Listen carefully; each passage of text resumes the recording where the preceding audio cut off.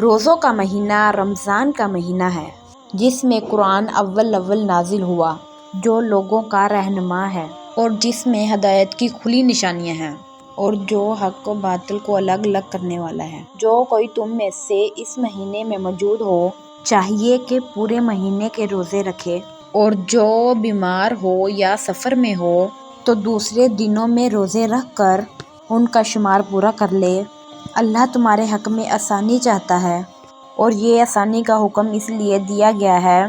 کہ تم روزوں کا شمار پورا کر لو، اور اس احسان کے بدلے کہ اللہ نے تم کو ہدایت بخشی ہے، تم اس کو بزرگی سے یاد کرو اور اس کا شکر کرو۔